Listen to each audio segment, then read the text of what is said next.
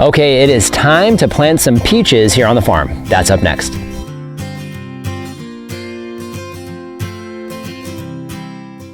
Hello everyone, this is Dwayne with Edge of Nowhere Farm, and we're coming to you today. It is March 28th, 2020. So here we are. It's a beautiful spring day today. It's actually kind of cool out here, which is nice because we're a little late on getting some of our trees planted. So I'm going to go ahead and reference here our video where we talked about kind of an overview of the orchard, placement of trees, etc. And today what I wanted to do is go ahead and show you how we're planting 4 peach trees here on the farm. These will be the first peach trees in the ground on this farm. Of course, the original farm has peach trees as well that are producing amazingly. But we have 4 Florida Prince peach trees we're going to go ahead and get in the ground with you today. So let's talk a little bit about the tree itself. So this tree we got from RSI Growers. So Reed got these for us here this morning. These are much smaller than he normally sells. Now, he's actually growing out a lot of our trees for us this year. This would be one of those.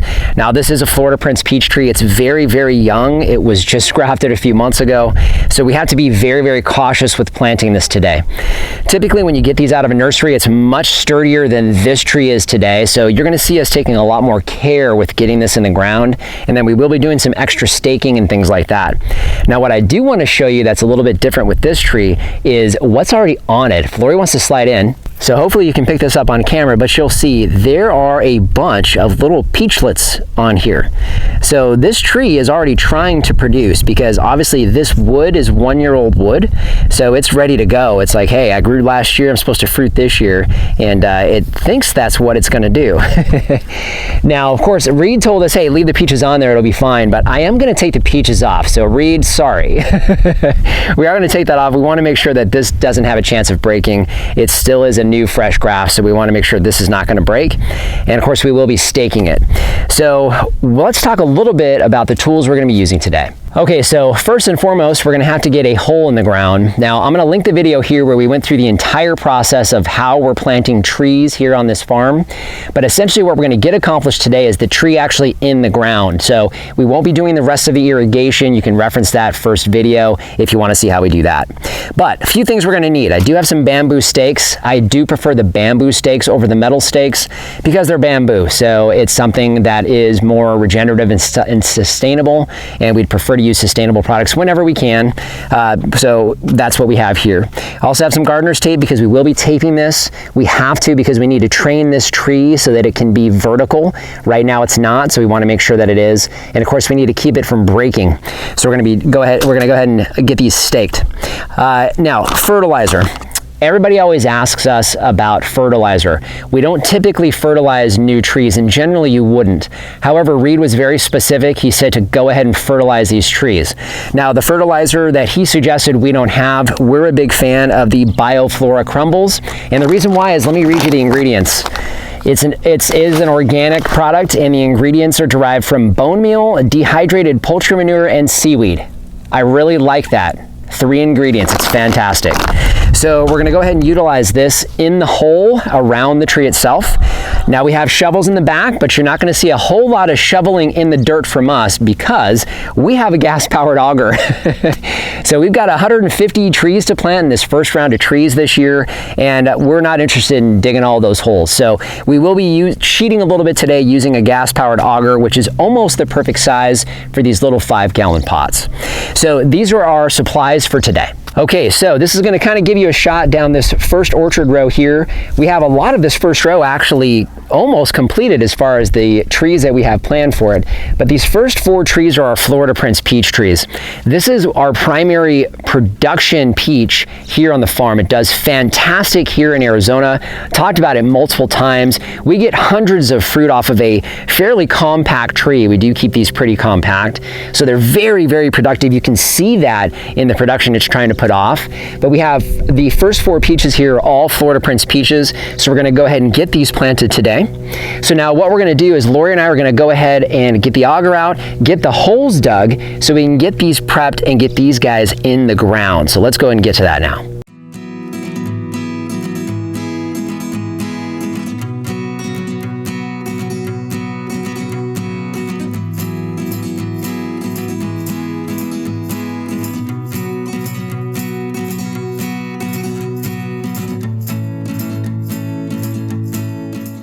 Okay, so you can see we're done. So hit some caliche pretty fast in this little guy right here.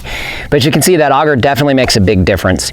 So we did clear the fruit off of this tree, so it's ready to go in the ground. Now, this is really how we plant all of our trees. It's really not any different from one variety to the next. There may be small changes based on the individual tree. However, it's essentially all the same. So one thing we are gonna do differently, as I had mentioned, we are gonna be putting this fertilizer, the bioflora crumbles, in the hole that we're going to be burying this back into, and that was under the advisement of Reed at Our Side Growers. So this is his tree, we're going to follow his advice. So he said to just sprinkle some fertilizer about 50 to 80%. Once the hole is 50 to 80% of the way filled, sprinkle some fertilizer down in there and that'll be just fine. So what we're going to do, we had to be very careful as we're putting this tree in because it's very, very small. So typically we would be able to just kind of manhandle it and get it in there, but we're not going to do that. Once Lori and I get this tree into the ground, we'll come back to you and explain exactly what we did.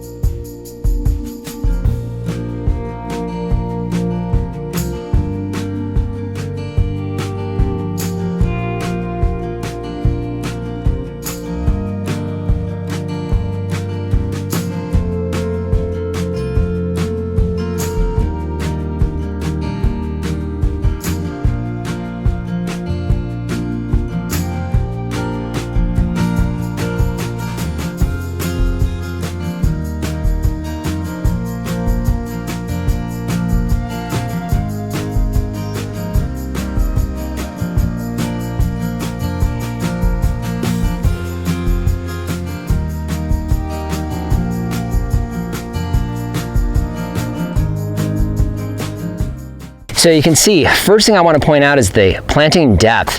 One thing that is a killer to trees is planting a tree too deep. Remember that when you're planting a tree, especially a potted tree, the soil below it and all around it is going to sink. So the tree itself is going to come down probably a good inch or two for most of us. So I already know that this height is fine because I can actually see where Reed has his sleeve in here before he potted it up to 5 gallons. So I know that I'm right here. The planting depth is perfect. So we do have it mounted up with kind of a moat around it. So essentially in permaculture terms, we have a swale and we have a berm. So if you're familiar with how those work, this swale is going to hold water just like you see here, and that water is going to slowly penetrate into the soil or into those berms basically on both sides in this ring. So I'm already watching it happen. I can see the water actually going from the middle of this ring in towards the tree, and of course it will also penetrate out. That's important because we want these roots, which looked fantastic by the way coming out of that pot, we want these roots pushing out as quickly as possible. That's the whole idea. And then of course I did stake it. This is the trunk of the tree. So this will be underneath a canopy a few years from now, and of course there'll be beautiful foliage and fruit on it this time of year. But I want to make sure that I've got this trunk going as straight as I can. So even though this is not perfectly straight, we're still okay. So there's one last thing, couple last things we'll still do here. We are going to put wood chip mulch in this middle ring. We're going to mulch it nice and heavy because we don't have our permanent irrigation set, well, we don't have it running to the tree tree yet. We'll have some temporary channels and stuff that we'll work with until we get the outer ring established, which will be over the next few weeks. And then of course that will be mulched heavily as well. So now the last thing I need to do is I need to actually protect this tree from bunnies. Let me show you that. One of our arch nemesi out here is not only cattle, which we're now protected from, but also rabbits. So we need to make sure rabbits don't come up and actually start gnawing on the trunk of this small tree. So what we use is a rabbit cage. So this is sold at Home Depot. It's where we get it. What we do is we cut it into 3-foot sections. It's, I think, 28 inches high, 2.5 feet or something like that. And we cut it into a 3-foot circumference. So I'm not exactly sure what that equals as far as the diameter, but it's about that big, which is going to be plenty of size to get over our little tree. So what I'm going to do is I'm going to slide it over very, very carefully. And this winds up being about the same width as the pot itself here on the bottom. And this cage is set up so that it actually has kind of a gradient. You have small gaps in the fencing down here lower, and they get slightly bigger as it's of course further away from your rabbits. So what I'm gonna do is I'm gonna make sure I'm centered, and I'm gonna just kind of spin this a little bit so I know I'm around that pot and the potting soil. That stabilizes it. And then I take another stake, but what I'm gonna do is kind of angle this and push it down through both sections of the fencing, just like that. So what this does is this actually keeps the fence from blowing in the wind. Okay, so this tree is done. Now what we still have to do are the next 3 trees. And Laura and I need to get to lunch. So we're gonna go ahead and get these trees in, grab a bite to eat, come back to you and show you when it's done. Okay, so like that, we're done. So you can see our 4 Florida Prince peach trees done. Took us about, I'm gonna say about an hour or so. Took our time. You know, we've got several of these to do. And you know, in fact, all of your stone fruit are essentially planted this exact same way. So there's not any difference from the rest of these stone fruit that we're gonna try to get knocked out today. They're essentially the same. So you can see if Lori wants to slide in closer, as this water starts to sink into the ground, obviously it's real muddy here. We'll have wood chip mulch across the top here, but you can already see this line of water going up. So it's already starting to seep up into and basically wick up into the tree itself. So obviously what we'll do is we'll come back through, put wood chip mulch in here, water this very, very heavily, basically until water's overflowing on the sides, so we can thoroughly saturate all of this dirt that's completely surrounding this tree. Overall, I think this turned out really good. Looking down there, looking forward to getting the rest of these stone fruit in the ground today. And you know, I think in the end, it's gonna look really well. And I think what we'll probably do when we're done is maybe put a picture up on Instagram. So check us out on Instagram so you can kind of see what the rest of these look like once they're in the ground. So just want to thank you for joining us today. If you haven't done so already, subscribe to the channel. Questions or comments, leave those in the comment section down below. Instagram and Facebook, we post content there you won't see here on the YouTube channel. And our Amazon shop, I'll leave a link down in the description. That's a free, painless way to help support the channel. If you start with that link, it doesn't matter what you buy, you help to support us here. So just want to thank you for joining us today and remind you, if we can farm on the edge of nowhere, so can you. Hello everyone, this is Dwayne with Edge of Nowhere Farm, and that auger's just sitting in the front of that camera, isn't it? And push it down into this. I'm gonna break it. Try again.